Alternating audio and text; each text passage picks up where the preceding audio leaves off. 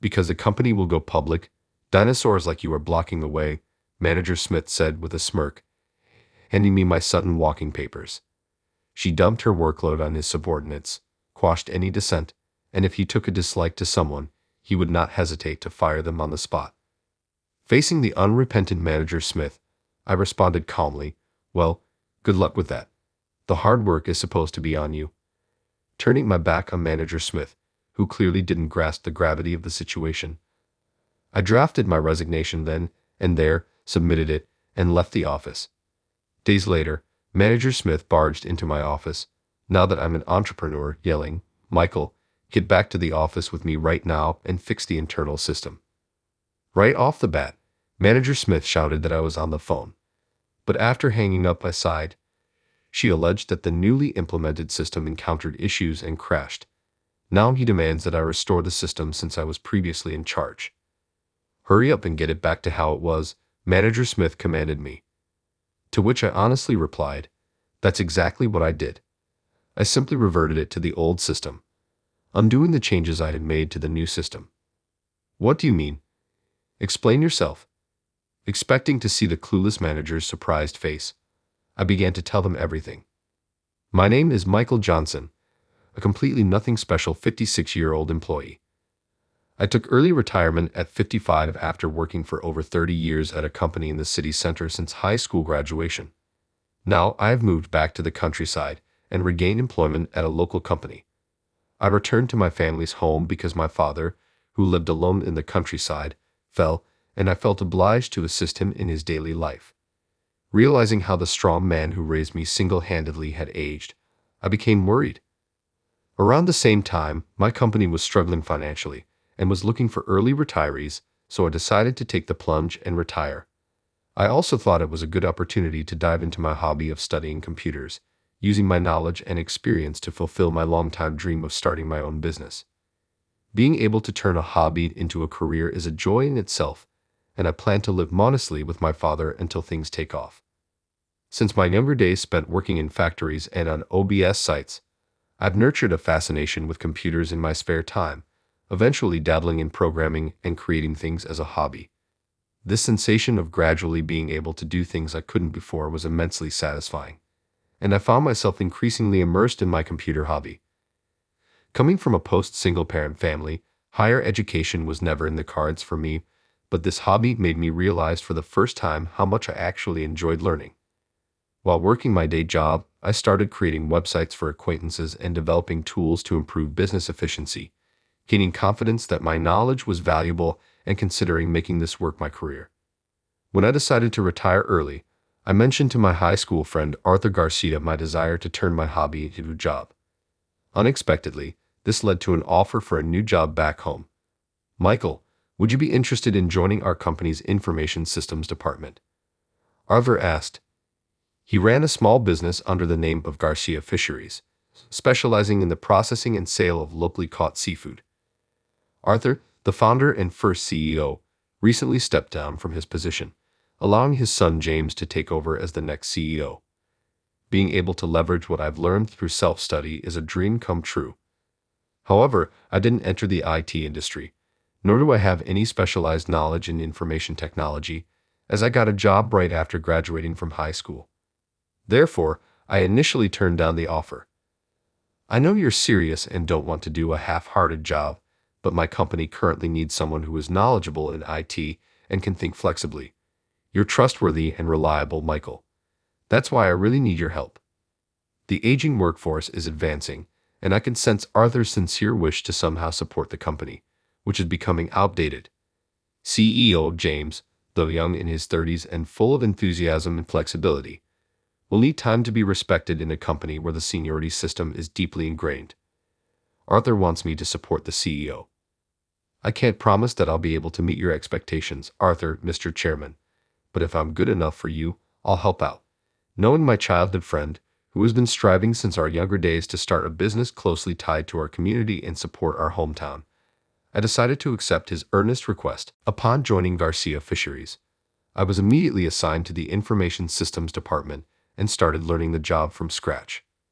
However, the content of the job was largely different from what I had anticipated. The information systems department was only so in name, with a notable amount of work, such as document management, being done in an analog fashion. In fact, it felt like other departments used computers for their tasks more than ours did, as our area was filled to the brim with paper documents. Being a relatively new and small department with few people, it lacked a bit of liveliness, or so it seemed to me. After exchanging greetings and getting a rundown of the tasks, I approached Manager Smith, who would be my boss. In her 40s, she had recently become the department head, and there were talks that she was on the fast track to climb the corporate ladder. "Nice to meet you, ma'am. I'm Michael Johnson. I'll be working with you." There was no reply from Manager Smith at first. She just stared at me for a moment before finally asking about my age after a pause. "Michael, how old are you?" I'm turning 56 this year." "I see. Remember, in the roles of superior and subordinate, age doesn't matter. As a newbie, make sure to learn diligently and follow my instructions. At your age, I know picking up new things can be a bit of a struggle." I was taken aback by the condescending smile Manager Smith gave me. I'd kept it a secret that I was an old acquaintance of the chairman and CEO of Garcia Fisheries. I did this because I thought any special treatment would be a hindrance to working as a newbie. Of course, I planned to learn everything a newbie should, regardless of age. Just because Manager Smith is younger doesn't mean it's okay for me to act poorly. It's also true that a superior shouldn't look down on their subordinates just because they're older. Even though my first impression of Manager Smith wasn't great, I figured every company has people you don't click with, so I tried not to dwell on it too much. However, as I started working, it became clear that the department's atmosphere wasn't great, possibly due to Manager Smith's attitude. Despite the company having a seniority-based culture, Manager Smith was a person who put undue pressure on others based on their position or age, and was not open to listening to others. Employees are gears in the company machine. It's important to work without disrupting the harmony. Since you are young, respect your elders and do your job as told before you start using your shallow wisdom. I didn't ask for your opinion. I told you my orders are absolute, didn't I? I often heard these words. She tells younger employees to respect their elders and reminds older employees about the hierarchy between superiors and subordinates. Since she assumed the role of manager, the employees in the information systems department have been steadily decreasing. Some have requested transfers to other departments, while others have chosen to leave their jobs, leading to a constant understaffing issue. Although the transactions in this department are routine and voluminous, it didn't take too long to grasp the basic tasks. In short, this department manages and oversees all critical company information. The few digital data that exist are backed up automatically, leaving us primarily dealing with non-digital paper materials. No one is willing to update the internal systems. They only maintain what already exists periodically.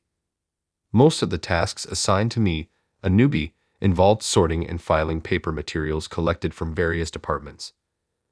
Additionally, I was responsible for teaching the basics of computer operation to older employees who were not familiar with PCs and serving as a help desk. I had heard that the fisheries industry was slow to adopt IT, especially in community-focused companies far from urban centers where there is a severe shortage of IT professionals. Initially, the reality of it all took me by surprise. The work was more analog than I had expected, with many tasks progressing in old-fashioned ways, and the few systems adopted within the company were clunky and very difficult to use. Because of this, many employees had a strong aversion to using the internal systems, leading to a failure in adopting digitalization and paperless processes. As a result, we often reverted back to managing things on paper or managed them both ways, doubling the workload. The initial costs of moving to ID not only weren't recovered, but managing paper also involved costs for storage space. This made the reasons Arthur mentioned for being troubled very clear to me. As I became more familiar with the work, it became clear which areas needed improvement, and I began proposing ways to simplify the work system. This file contains information collected and compiled from various departments. However, manual handling consumes a significant amount of time, doesn't it? On review, I found that these data are well managed by our internal system. Therefore, I humbly suggest eliminating the paper version. When I suggested this, Manager Smith frowned. What if we lost the data on the computer? Not everyone feels confident with the system, so relying on paperwork is the safest option. Considering you're a newbie, Just follow my instructions rather than taking on tasks independently. You're not yet in the position to take full responsibility. Simply follow the instructions you were given. But the data is already being backed up automatically and controlled by the internal system. Maintaining paper copies appears inefficient. Regarding system adoption, we can offer end-user support given the user count. As for your data loss concerns, we could review system security for the future. We've been managing just fine with the current method. Why can't you see there's no need to change? And with that, she dismissed my suggestions without giving them any proper consideration. Manager Smith turned out to be more conservative than I initially believed, stubbornly resistant to new technologies and staunchly in favor of analog methods. One reason for this seemed to be her own lack of IT literacy, but she wasn't the type to humbly seek guidance because she didn't understand. To me, it appeared that her excessive caution towards things she didn't understand was generating a lot of waste. Yet Manager Smith rejected all my proposals. According to what I heard from colleagues in the department, she was appointed as a department head not necessarily because of her expertise in IT, but rather due to her promotion based on seniority when the position became vacant. She had performed well in sales in the past and was valued for her wide network inside and outside the company, her communication skills, and her presentation abilities. However, there were rumors circulating that she would often delegate tasks to others and take credit for their accomplishments, resorting to any means necessary. Indeed, in the information systems department, there had been several instances where she unilaterally assigned work to me and other employees. The department had become entirely her domain, and those who dared to voice opinions found themselves burdened with additional work, leaving them too occupied with daily tasks to speak up. The lack of vitality I felt on the first day might have had its roots in these issues. I thought because all opposition or alternative proposals were rejected, it had become a very difficult environment to change anything. Despite being responsible for the company's information systems, the department's reluctance to embrace digitalization and new technologies felt like an abandonment of its role. I started to ponder how I could fulfill my duties effectively. Realizing that direct proposals were getting nowhere, I decided to change my approach. Wanting to shift the company's digital stance, I began creating a new system in my spare time at work, thinking that if I could develop a user-friendly internal system, more employees might start using it, potentially overcoming their reluctance. Eventually, after much time and effort, I completed a system that was intuitive and closely resembled the paper-based processes. I informed the CEO and chairman about it, suggesting a trial implementation without disclosing my identity, to which they agreed. Not only did I receive high praise from the CEO and chairman, but also from employees who used the system, commending its groundbreaking nature. Believing that other companies in the fisheries industry would be eager to adopt it, I discussed patenting the system with the CEO. Given that Garcia Fisheries lacked a department specializing in intellectual property, and the system was developed by me personally during my free time, it was decided that the patent would be registered under my name rather than the company's. Since then, I've pondered the idea that if we could develop systems that not only complement our existing ones but also simplify tasks and address issues, employees might come to appreciate the convenience of digitalization and become less resistant to it. To accelerate our company's ID transformation, I personally approached the CEO and chairman to propose an investigation into any inefficient processes or understaffed tasks. They not only agreed but also assisted by collecting feedback through an internal survey on how to improve our operations, ensuring anonymity for both the information systems department and myself. With their support, I was able to steadily prepare and implement new systems despite being overwhelmed with daily tasks. Consequently, the introduction of several new systems resulted in significant improvements across various areas, including our production lines. Although I couldn't alter my job description, I succeeded in creating systems, obtaining patents for them individually, and gradually enhancing Garcia Fisheries operations.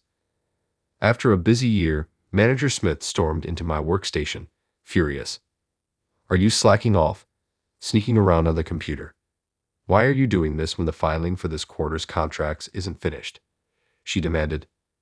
She didn't approve of me working on tasks other than those she had assigned and criticized me for spending too much time on the computer. Intent on not neglecting my daily duties, I presented her with the completed files of documents. "I'm on top of my work. I'm just using my breaks and any spare time to do some research, I explained.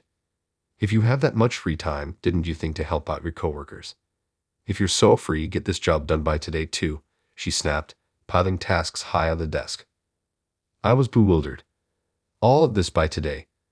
Lately, the workload Manager Smith pushed onto me was already more than enough, leaving me short-handed. Clearly targeted, I often ended up working overtime on the tasks dumped on me. If you were slacking off, you can do it, right? What's the use of an old-timer who doesn't understand computers doing research? It's a waste of time, she taunted. Her words infuriated me. It felt like she was dismissing everything I was passionate about, and my hobbies as well. I was shocked. Just because Manager Smith doesn't know much about computers doesn't mean all older people are the same. It's an unfair prejudice and a terrible thing to say. I'm not playing around, and I believe knowledge about computers isn't related to age. Anyone can become proficient with the right attitude to learn at any age. Shall I teach you, Manager Smith? I offered. At that, her face turned red, and she raised her voice. What did you say? I'm your manager. Are you trying to teach me?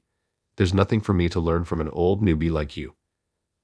I believe there's always something to learn from anyone, regardless of age or position, but she clearly doesn't share that sentiment.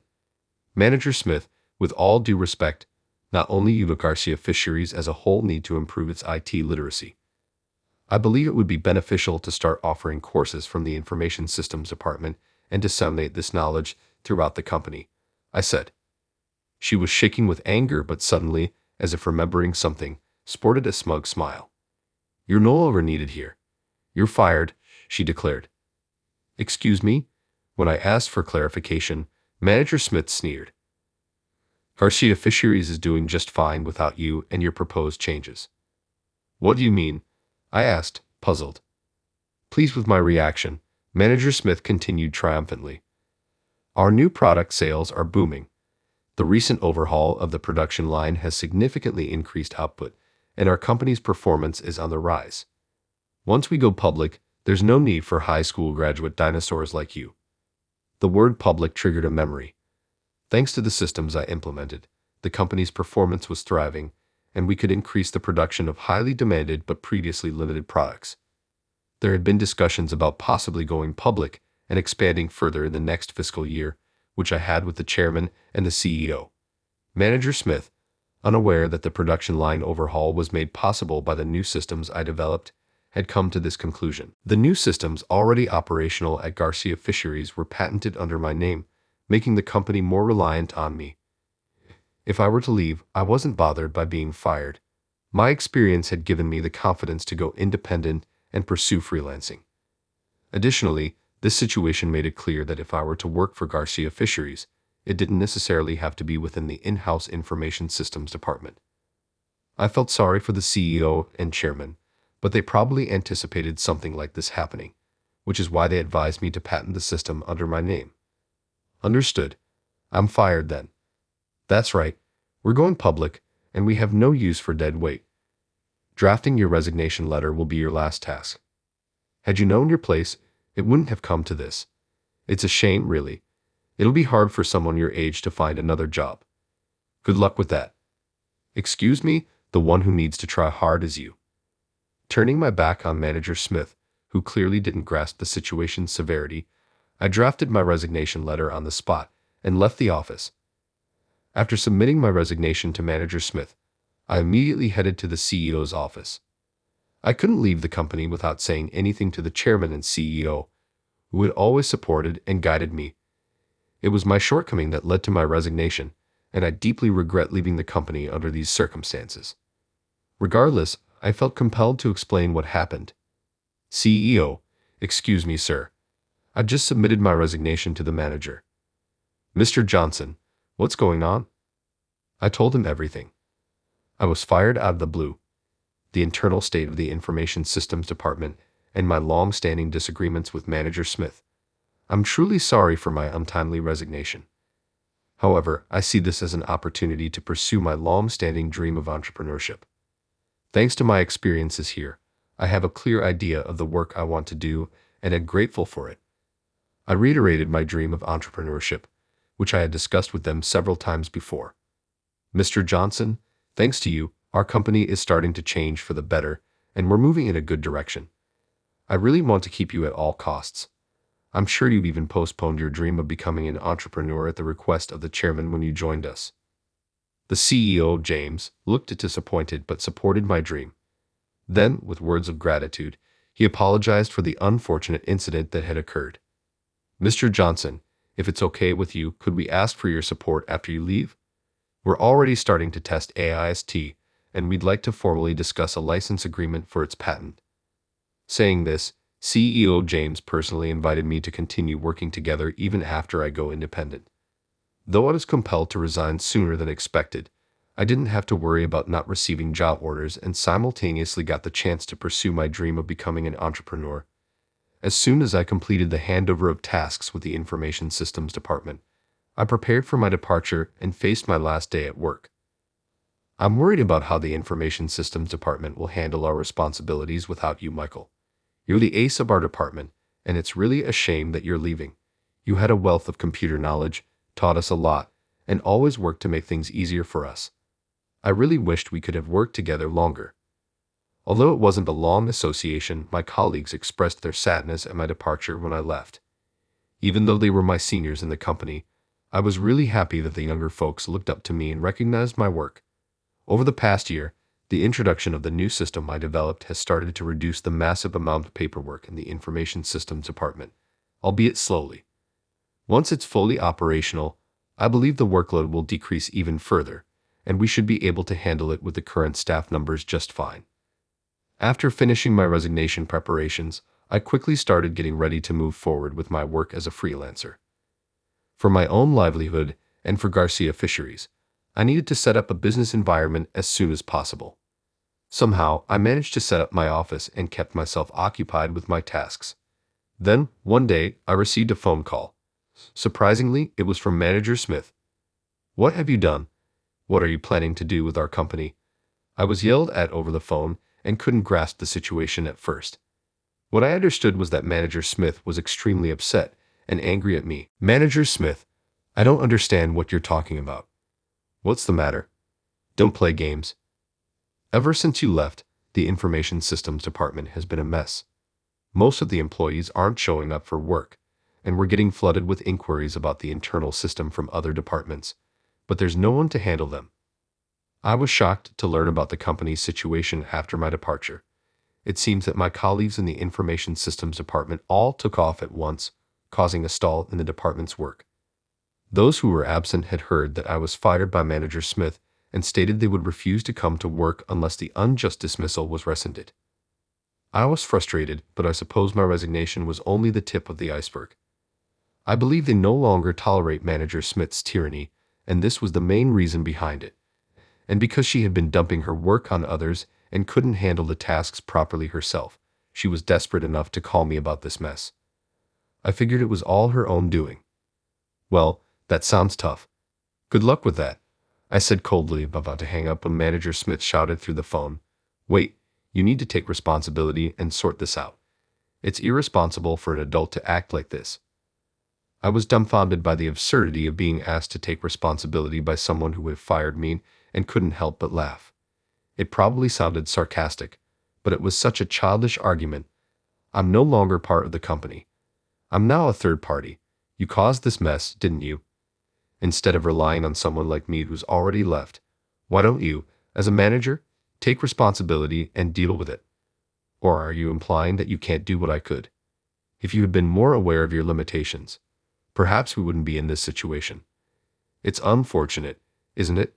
I threw Manager Smith's own words back at her and hung up the phone, ignoring her shouting. After the call ended, I immediately made several calls, starting with contacting the colleagues who refused to report for work. The catalyst was my termination solely decided by Manager Smith, but I took it as a good opportunity to pursue my dream of becoming an entrepreneur, so I felt no remorse. I explained this and persuaded them to come to work, mentioning that I had already decided to collaborate with other offices even after starting my own venture and needed their support for the Information Systems Department's sake. They all understood and nodded in agreement. I thought their anger would subside after a while, and the work would proceed smoothly. As I was finishing up my calls, I had a sudden visitor at the office. Bursting through the office door was Manager Smith. "Michael, come to the office with me right now and restore the internal system," Manager Smith exclaimed. I was on the phone at the time, so I put down the receiver and sighed. As I said it on the phone, "There's nothing more I can do." "And what do you mean by restoring the internal system?" "The new system that was recently introduced isn't working. You were in charge of it, right? It's affecting the sales of new products, so we're getting complaints that people want it back up and running soon." I had withdrawn the system that was under trial implementation due to my unanticipated resignation. As temporary measures, we had reverted to the old internal system that was used before, under the condition that a formal license agreement shall be entered with me now as an independent contractor. This agreement includes terms and conditions, not limited to maintenance and preparations, because I left the company so suddenly. The suspension of the system trial implementation was communicated at the last minute, likely causing confusion among the employees. It seemed that Manager Smith was panicking and misunderstanding the situation as trouble. Thinking no one was available to explain to other departments due to everyone taking leave after knowing the circumstances, get it back to how it was quickly. I responded honestly to Manager Smith, who was trying to order me around. "I'm telling you that I just reverted it. I simply changed back the new system I had implemented to the old one." "What do you mean? Explain yourself." "The system developer is me, and I hold the patent for it. If the company wishes to continue using the system after my departure, there will be licensing fees." At first, Manager Smith laughed, thinking it was a joke, but her face turned serious and then showed utter surprise. "You developed the system. Such an unbelievable story. I haven't heard anything like that, Manager Smith. You were opposed to changing the internal system, so there shouldn't be a problem, right? But if we're to switch to a new system, considering you unilaterally fired me, should the licensing fees be billed to you then?" These words seemed to disturb her more than I had anticipated. As I was still holding a grudge about everything she had done to me, I couldn't help but be a bit spiteful. "And the production of your new product, which was doing well, might also be greatly affected. There is a possibility that the company will claim damages against you, amounting beyond the licensing fees, if the expected profits aren't achieved." Manager Smith began to tremble and pointed at me, furious as if on fire. "You tricked me. It's your fault for doing things behind my back." In silence, if I had known, I wouldn't have fired you.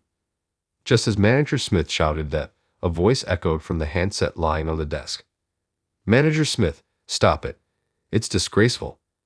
Startled by the voice that filled the room, Manager Smith flinched. "Why is that?" the chairman said. After I spoke with Manager Smith over the phone, aside from my department colleagues, I also reached out to others, including the CEO and the chairman. I was in the middle of a call to inform Chairman R of my resignation and apologize for not completing the project when Manager Smith barged in yelling, "I've heard everything. I had someone look into your case. It seems you caused problems repeatedly and pushed them onto other employees, forcing them into resignation." "No way. That's a misunderstanding." Despite her desperate denial, Manager Smith's face turned pale. "Michael and I go way back to high school. It was I who earnestly requested him to join our company. Yet you failed to recognize his abilities, even going as far as to insult him as a nuisance." "I was furious and deeply disappointed in you, Manager Smith," I said, was taken aback once again looking at me in surprise. "You're an acquaintance of the chairman? I had no idea your actions have shown that you judge people based solely on their age or status. This incident has made it clear. There are multiple testimonies from employees who have resigned. You can't talk your way out of this one. We'll inform you of your punishment later, so be prepared." With those stern words, Manager Smith collapsed to her knees. Following this event, Manager Smith was dismissed from Garcia Fisheries. Testimonials from many employees and former employees revealed numerous wrongdoings she had committed. The company sought damages for her actions, leading Manager Smith to lose both her job and her assets. Furthermore, this incident led to her divorce, marking a tragic end to both her professional and personal life. Forced to move and struggling to find stable employment after the issues at Garcia Fisheries rooted in the community were exposed, Manager Smith has been moving around. Who came to visit my office to share this news, had a grim expression as he said, It's a small industry, so bad news spreads fast. Despite it being her own doing, finding a job in this field or a similar one is going to be tough. Following these events, Garcia Fisheries successfully went public, continuing to grow its performance. The CEO was recognized as a young, talented executive, earning high praise both inside and outside the company, leading to even greater success for the company. Following the dismissal of Manager Smith, the Information Systems Department, now under a new structure with fresh talent, became a more open and efficient workplace. We actively introduced new systems to improve work efficiency and focused on enhancing IT literacy through staff training. As an external consultant, I collaborated with everyone in the department to make Garcia Fisheries a better company day by day. I could feel that Garcia Fisheries was becoming a more enjoyable place to work. Having achieved my dream lifestyle as an entrepreneur, I maintained a strong relationship with the thriving Garcia Fisheries, and my new work opportunities gradually increased. The fact that my hobby and work in system development were being recognized and appreciated was incredibly fulfilling for me. Thanks to the reputation I built at Garcia Fisheries, I've been busy but fulfilled, receiving requests from other companies and license agreements wanting to use the patented system I developed.